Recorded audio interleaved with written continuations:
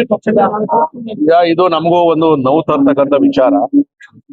ನಾನು 2008ರಲ್ಲಿ ಶಾಸಕನಾದ್ಮೇಲೆ ಕೆಂಪೇಗೌಡ ಜಯಂತ್ಯೋತ್ಸವನ ಬಹಳ ವಿಜೃಂಭಣೆಯಿಂದ ಪ್ರಾರಂಭ ಮಾಡಿದ್ ನಾವೇ. ಅದಕ್ ಮೊದ್ಲು ಅಲ್ಲಿ ಮಾಲಾರ್ಪಣೆ ಮಾಡ್ತಾ ಇದ್ರು, ಒಂದು ಪೂಜೆ ಮಾಡ್ತಾ ಇದ್ರು. ಆದ್ರೆ ಮೆರವಣಿಗೆಗಳು, ಸಾಂಸ್ಕೃತಿಕ ಕಾರ್ಯಕ್ರಮಗಳೆಲ್ಲ ಕೂಡ 18 ವರ್ಷದಿಂದ ಒಂದು ವರ್ಷನೂ ಕೂಡ ನಾನು ತಪ್ಪಿಸದೆ ಎಲ್ಲರನ್ನು ಸೇರಿಸಿ, ಅಧಿಕಾರಿಗಳ ಜೊತೆಯಲ್ಲಿ ಸೇರಿಸಿ, ಯಲಾಂಗದಲ್ಲಿ ಇರ್ತಕ್ಕಂಥ ಒಕ್ಕಲಿಗರ ಸಂಘ ಇರ್ಬೋದು, ದಲಿತ ಸಂಘಟನೆ, ಕನ್ನಡ ಪರ ಸಂಘಟನೆ ಎಲ್ಲರೂ ಸೇರಿ ಆನಂದವಾಗಿ ಮಾಡ್ತಾ ಇದ್ವಿ, ಯಾವುದೇ ಅಡ್ಡಿ ಆತಂಕ ಇಲ್ಲದೆ. ಕೇವಲ ಕೆಂಪೇಗೌಡ ಜಯಂತ್ಯೋತ್ಸವ ಅಲ್ಲ, ಎಲ್ಲಾ ಮಹಾನುಭಾವರ ಜಯಂತಿಯನ್ನು ನಾನು ಮಾಡಿದ್ದೀನಿ. ಅದು ಅಂಬೇಡ್ಕರ್ ಜಯಂತಿ, ಜಗಜೀವನ್ ರಾಮ್ ಅವ್ರ ಜಯಂತಿ, ಕನಕ ಜಯಂತಿ, ಬಸವ ಜಯಂತಿ, ವಾಲ್ಮೀಕಿ, ಸವಿತಾ ಸಮಾಜ ಎಲ್ಲ ಒಬ್ರದ್ದು ಬಿಡಲ್ಲ ನಾನು. ವೀರ ಸಾವರ್ಕರ್ ಹಿಡಿದು ಶಿವಾಜಿಯಿಂದ ಮಾಡ್ತಿದ್ವಿ.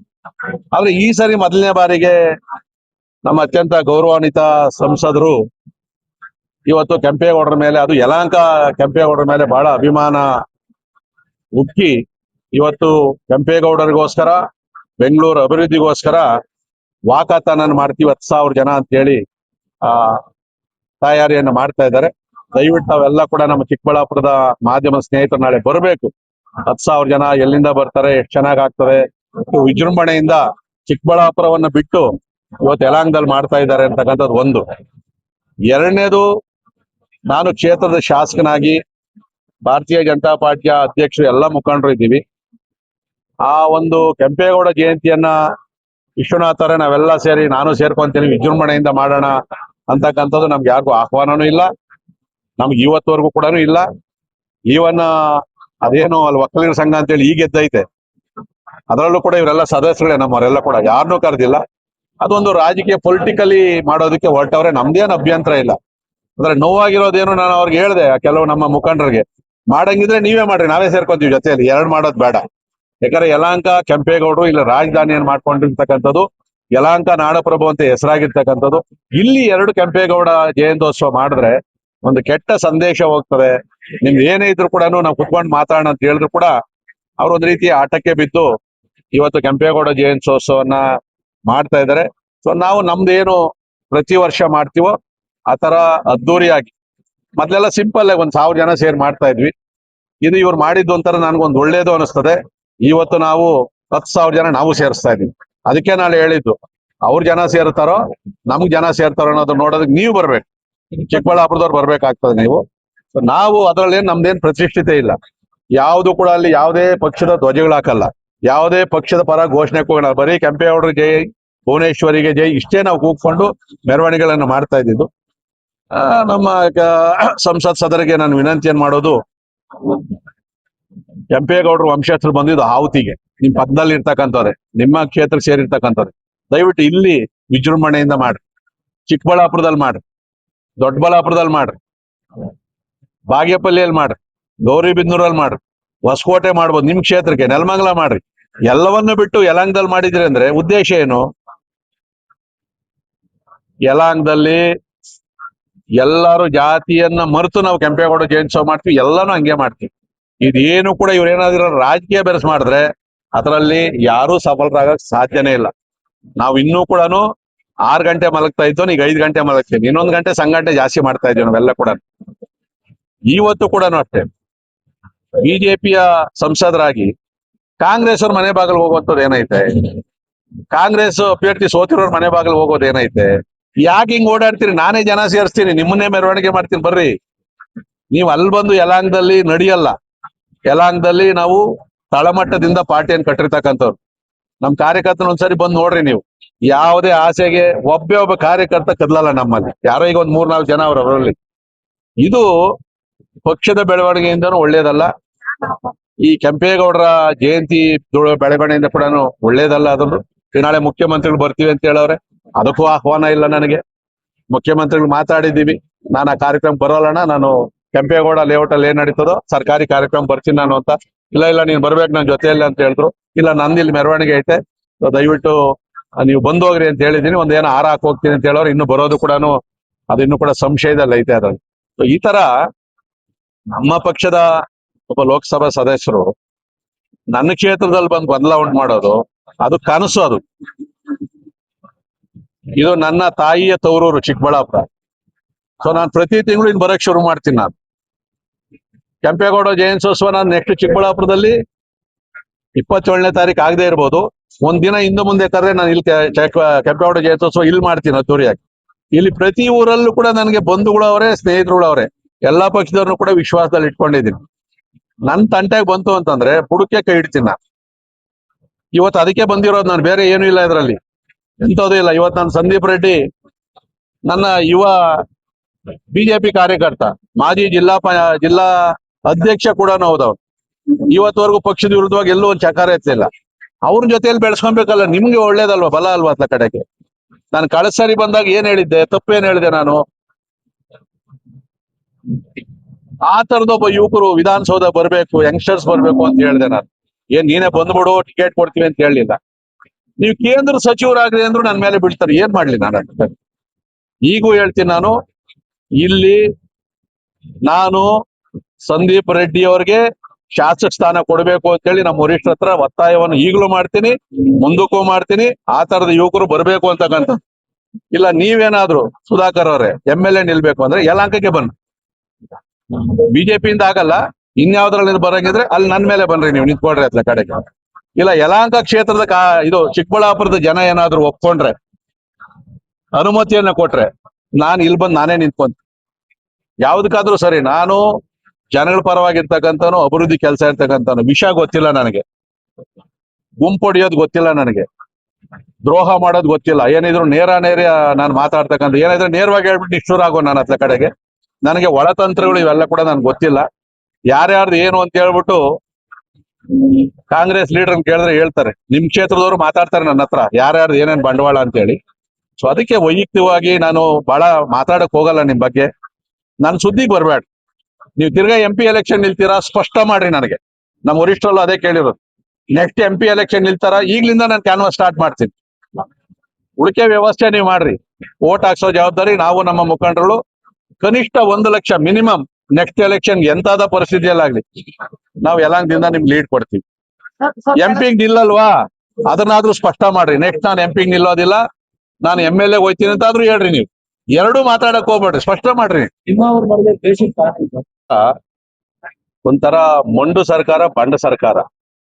ನಾವು ಎಲ್ಲವನ್ನೂ ನೀವು ನೋಡಿದಿರಿ, ಸದನದಲ್ಲಿ ಹೋರಾಟವನ್ನು ಮಾಡಿದ್ವಿ, ಆದ್ರೆ ಯಾವ್ದು ಅಂತ್ಯ ಕಾಣ್ತಾ ಇಲ್ಲ.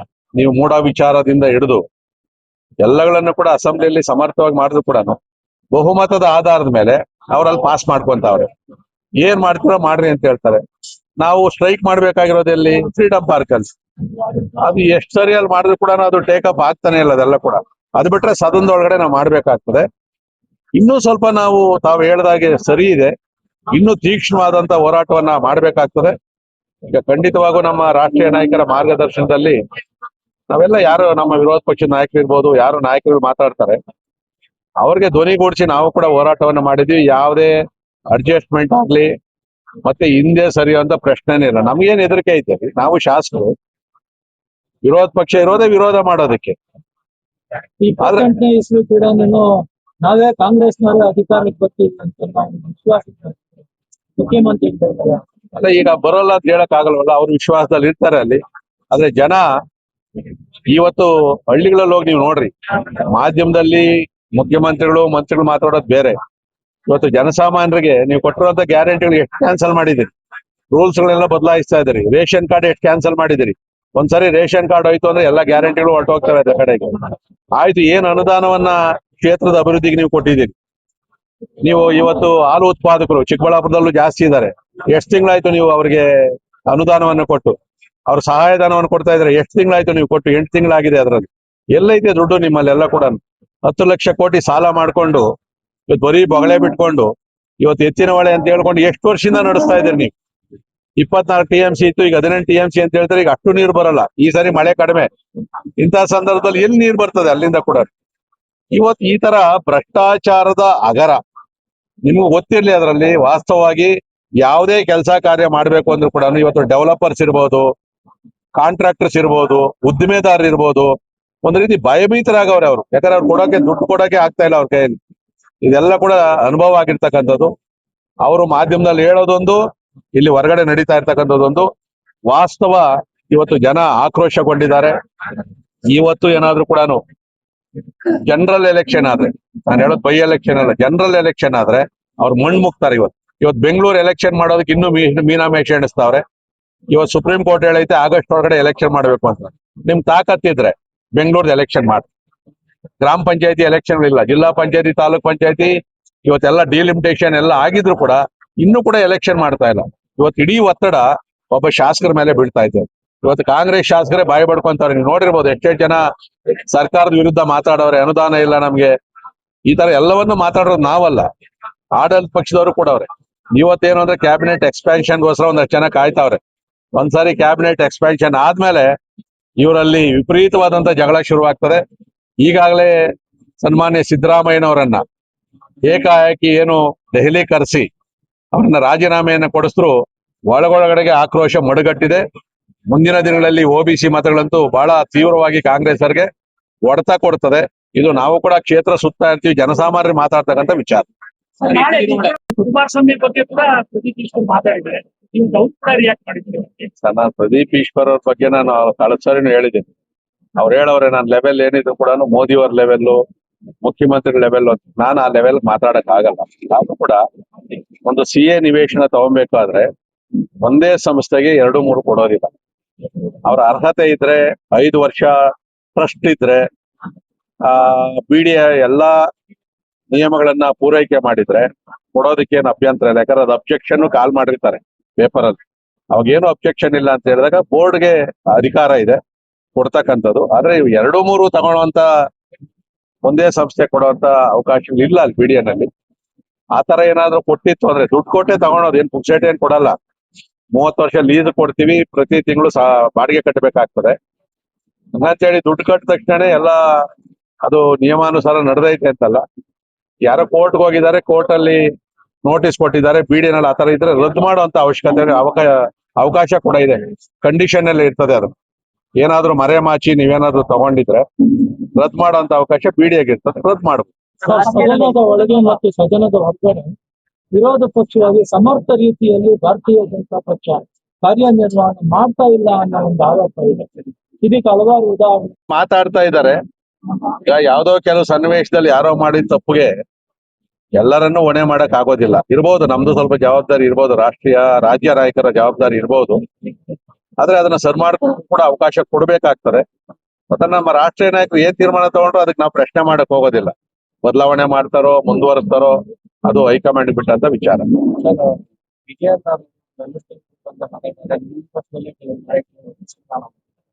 ಇಲ್ಲ, ಅಸಮಾಧಾನ ಅಲ್ಲ, ನಾವು ಕೂಡ ಅದೇ ಅಭಿಪ್ರಾಯನೇ. ಯಾಕಂದ್ರೆ ನಾವು 64 ಜನ ಏನು ಮತ ಚಲಾಯಿಸ್ತೀವಿ, ಯಾರೋ 3-4 ಜನಕ್ಕೋಸ್ಕರ ಎಲ್ಲರೂ ಹೋಗಿ ಪ್ರಮಾಣವನ್ನು ಮಾಡ್ತಕ್ಕಂಥದ್ದು ಎಲ್ಲರ ಮೇಲೆ ಸಂಶಯ ಬರೋ ತರ ಆಗ್ತದೆ. ಅದು ಆತ್ಮಸಾಕ್ಷಿಗಾಗಿರ್ಬೇಕು. ಇವತ್ತು ಪಾರ್ಟಿ ಇಷ್ಟು ವರ್ಷದಿಂದ ಕೂಡ ನಂಬಿಕೆ ಮೇಲೆ ನಡೆದಿರ್ತಕ್ಕಂಥದ್ದು, ಯಾವುದೇ ಹಣ ಪ್ರಮಾಣದ ಮೇಲೆ ಅಲ್ಲ. ಅವ್ರಿಗೇನು ಅಂದ್ರೆ ಜೊತೆಲಿ ಇದ್ದವ್ರು ಮೋಸ ಮಾಡಿದ್ರಲ್ಲ, ಸೀಕ್ರೆಟ್ ಓಟ್ ಆಗಿರೋದ್ರಿಂದ ಯಾರು ಹಾಕೋರೆ ಅಂತಾನು ಗೊತ್ತಾಗಲ್ಲ. ಜನ ಹೇಳಿರೋದು ನಂಬ್ಕೊಬೇಕು. ಈಗ ಎಲ್ಲಾರು ಅಪನಂಬಿಕೆಯಿಂದ ನೋಡ್ತಾರೆ. ಅದಕ್ಕೆ ಅಲ್ಲಿ ತೀರ್ಮಾನ ಆಗ್ಲಿ ಅಂತೇಳಿ ಅವ್ರು ಹೊಂದಿದ್ದು ನಿಜ. ಆದ್ರೆ ಕೊನೆಗೆ ಎಲ್ಲರೂ ಕೂಡ ಹಿರಿಯರೆಲ್ಲ ಕೂಡ ಹೇಳಿದ್ದಾದ್ಮೇಲೆ ಅದನ್ನ ರದ್ದು ಮಾಡಿದ್ದಾರೆ. ಇವತ್ತಲ್ಲ ನಾಳೆ ಯಾರು ಕ್ರಾಸ್ ವೋಟ್ ಮಾಡೋರೆ ನಮ್ಗೆ ಅನುಮಾನ ಇದೆ. ಇದ್ರೂ ಕೂಡ ಅದು ಸತ್ಯಗಳು ಹೊರಬರದೆ ನಾವು ಏನೋ ಕ್ರಮ ತಗೊಳಕ್ ಆಗೋದಿಲ್ಲ. ಆ ವಿಚಾರದಲ್ಲಿ ಅಧ್ಯಕ್ಷರು ಬಹಳ ಬೇಜಾರಾಗಿ ಈ ತರ ಧರ್ಮಸ್ಥಳದೊಳಗೆ ಪ್ರಮಾಣ ಮಾಡೋಣ ಅನ್ನೋ ಲೆಕ್ಕದಲ್ಲಿ ಹೇಳಿದ್ದಾರೆ. ಅದ್ರ ಅವಶ್ಯಕತೆ ಇಲ್ಲ ಅಂತ ಕೂಡ ವರಿಷ್ಠ ಹೇಳೋದ್ರಿಂದ ಅದು ಮುಗಿದ ಅಧ್ಯಾಯ. ಬೆಂಗಳೂರು BDA ಆಯುಕ್ತರಾಗಿ ಅಧ್ಯಕ್ಷರಾಗಿ ಕೆಲಸ ಮಾಡಿದ್ರೆ ಚಿಕ್ಕಬಳ್ಳಾಪುರ ಶಾಸಕರು CH ತಗೊಂಡಿದ್ದಾರೆ ಅಂತ ಹೇಳಿ ನಮ್ಮ ರಾಷ್ಟ್ರೀಯ ನಾಯಕರು ರಾಜ್ಯ ಅಧ್ಯಕ್ಷರನ್ನ, ವಿರೋಧ ಪಕ್ಷದ ನಾಯಕರನ್ನ ಕರೆದು ಇವತ್ತು ಏನ್ ಆಗಿರ್ತಕ್ಕಂಥದ್ದು MLC ಎಲೆಕ್ಷನ್ ಅಲ್ಲಿ ಕ್ರಾಸ್ ವೋಟ್ ಆಯ್ತು. ತಕ್ಷಣ ಅಧ್ಯಕ್ಷರು, ನಮ್ಮ ರಾಜ್ಯ ಅಧ್ಯಕ್ಷರಾದ ವಿಜಯೇಂದ್ರ ಅವರು ಕೂಡ ಸತ್ಯ ಶೋಧನ, ಯಾರು ವೋಟ್ ಅನ್ನ ಕ್ರಾಸ್ ಮಾಡಿದ್ದಾರೆ ಅವ್ರ ಬಗ್ಗೆ ತನಿಖೆ ಏನ್ ಮಾಡ್ಬೇಕು ಅಂತ ಹೇಳಿ ಒಂದು ತಂಡವನ್ನು ಮಾಡಿದ್ದಾರೆ. ಆದ್ರೂ ಕೂಡ ಇಂತ ಚುನಾವಣೆಯಲ್ಲಿ 5ನೇ ಅಭ್ಯರ್ಥಿ ಕಾಂಗ್ರೆಸ್ ಅವರು ಹಾಕಿದಾಗ ನಾವು ಸ್ವಲ್ಪ ಎಚ್ಚರಿಕೆಯನ್ನು ವಹಿಸಬೇಕಾಗಿತ್ತು. ಹಿಂದಿನ ಎಲೆಕ್ಷನ್ ಎಲ್ಲ ಕೂಡ ನಾವು ಬಹಳ ಸೀರಿಯಸ್ ಆಗಿ ಮಾಡಿದ್ದೀವಿ. ಅದ್ರಲ್ಲಿ ನಾನು ಕೂಡ ಇನ್ವಾಲ್ವ್ ಆಗಿದ್ದೀನಿ. ಆದ್ರೂ ಭಾರತೀಯ ಜನತಾ ಪಾರ್ಟಿಯ ಶಾಸಕರ ಮೇಲೆ ನಂಬಿಕೆ ಇಟ್ಟು ಶಾಸಕಾಂಗ ಪಕ್ಷ ಸಭೆಯಲ್ಲಿ ಯಾರು ವೋಟ್ ಹಾಕ್ಬೇಕು ಏನು ಅಂತ ಹೇಳಿ ಎಲೆಕ್ಷನ್ ದಿನ ಕೂಡ ವಿರೋಧ ಪಕ್ಷ ನಾಯಕರ ಕಚೇರಿಯಲ್ಲೂ ಕೂಡ ಎಲ್ಲರನ್ನು ಹೇಳಿ 5 ಜನನ ವೋಟ್ ಹಾಕೋದಕ್ಕೂ ಕೂಡ ಕಳಿಸಿದ್ರು. ಆದ್ರೂ ಕೂಡ ಈ ಜನ ಮಾತು ಕೊಟ್ಟದಕ್ಕೆ ತಪ್ಪಿರೋದು ನಾವು ನೋಡಿದ್ವಿ. ಕೆಲವ್ರು ಆದ್ರೆ ಜನಗಳಿಂದ ಆಯ್ಕೆ ಆದಂತ ನಾವೇನೆ ಇತರ ಪಕ್ಷಕ್ಕೆ ದ್ರೋಹ ಮಾಡಿರ್ತಕ್ಕಂಥದ್ದು ಯಾರು ಒಪ್ಪೋದು ಇಲ್ಲ. ಮತ್ತು ನಮ್ಮ ರಾಷ್ಟ್ರೀಯ ನಾಯಕರು ಕೂಡ ಈಗಾಗಲೇ ಯಾವ ತರ ಹೇಳ್ಬೇಕೋ ಎಲ್ಲವನ್ನು ಕೂಡ ಹೇಳಿದ್ದಾರೆ. ನನ್ನ ಒಂದು ಮನವಿ ಏನು ಅಂತಂದ್ರೆ, ಯಾರಿಗೆ ಪಕ್ಷದಲ್ಲಿ ಕೆಲಸ ಮಾಡಕ್ ಇಷ್ಟ ಇಲ್ಲ, ತೊಂದರೆ ಆಗ್ತದೆ, ಈ ಕೆಲವರು ಪಕ್ಷವನ್ನ ಬಿಟ್ಟು ಕೂಡ ಹೋಗಿದ್ದಾರೆ, ದಯವಿಟ್ಟು ಹೋಗ್ಬಿಡಿ, ನಮ್ದೇನು ಅಭ್ಯಂತರ ಇಲ್ಲ. ಇದು ಒಂದು ನಮ್ಮ ಎಚ್ಚರಿಕೆ. ಇದು ಬಹುಶಃ ಇದು ಒಳ್ಳೇದಕ್ಕಾಯ್ತೋ ಕೆಟ್ಟದಾಯ್ತೋ ಗೊತ್ತಿಲ್ಲ. ಇನ್ ಎಲೆಕ್ಷನ್ 1.25 ವರ್ಷ ಇರ್ಬೇಕಾದಾಗ ನಾವು ಯಾವ ತರ ಯಾರು ನಂಬೇಕು, ಏನ್ ಕಾರ್ಯತಂತ್ರವನ್ನು ಮಾಡ್ಬೇಕು ಅನ್ನೋದಕ್ಕೆ ಇದು ಒಂದು ಎಚ್ಚರಿಕೆ ಅಂತ ಹೇಳಿ ಕೂಡ ನಾವು ಭಾವಿಸ್ತಾ ಇದ್ದೀವಿ. ಆದ್ರೂ ಕೂಡ ಪಕ್ಷ ತಾಯಿ ಸಮಾನ. ವ್ಯಕ್ತಿನ ಬೈರಿ ನೀವು ಬೇಕಾದ್ರೆ, ನನ್ನ ಬೈರಿ, ಆದ್ರೆ ಪಕ್ಷವನ್ನ ಯಾವತ್ತೂ ಕೂಡ ದ್ರೋಹ ಮಾಡುವಂತ ಕೆಲಸನ ಮಾಡಬಾರ್ದಾಗಿತ್ತು, ಮಾಡಿದ್ದಾರೆ. ನಮ್ಮೆಲ್ಲರೂ ಕೂಡ ಕಾರ್ಯಕರ್ತರಿಗೂ ಕೂಡ ಇದರಿಂದ ಬೇಸರ ಇದೆ. ಇವತ್ತು ಎಲ್ಲಾರನ್ನೂ ಅನುಮಾನ ಪಡೋ ನಿಟ್ಟಿನಲ್ಲಿ ಜನ ಕೂಡ ನೋಡುವಂತದ್ದಾಗಿದೆ. ಅದು ಅದನ್ನ ನಮ್ಮ ರಾಷ್ಟ್ರೀಯ ನಾಯಕರು ಬಹಳ ಸೀರಿಯಸ್ ಆಗಿ ತಗೊಂಡಿದ್ದಾರೆ. ಮುಂದಿನ ದಿನಗಳಲ್ಲಿ ಅಮೂಲಾಗ್ರವಾದಂತಹ ತನಿಖೆ ಆದ್ಮೇಲೆ ಏನ್ ಕ್ರಮ ತಗೊಳ್ಬೇಕು ಅಂತ ಹೇಳಿ ಅವ್ರು ತೀರ್ಮಾನ ಮಾಡಿದ್ದಾರೆ. ಅವ್ರು ಏನೇ ಕ್ರಮ ತಗೊಂಡ್ರು ನಾವೆಲ್ಲ ಕೂಡ ಅದಕ್ಕೆ ಬದ್ಧವಾಗಿದ್ದೀವಿ. ಕೆಲವರು ರಾಜ್ಯ ನಾಯಕ